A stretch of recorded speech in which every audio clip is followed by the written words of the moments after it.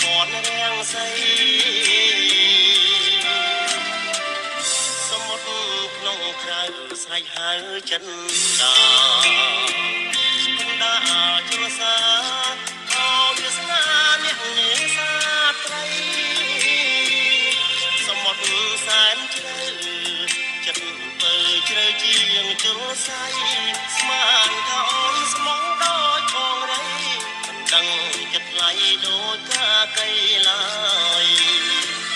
អង្គុយលើទូកទឹកភ្នែកបងស្លង់លើទឹកមួយយប់ដល់ព្រឹកសែននឹកដល់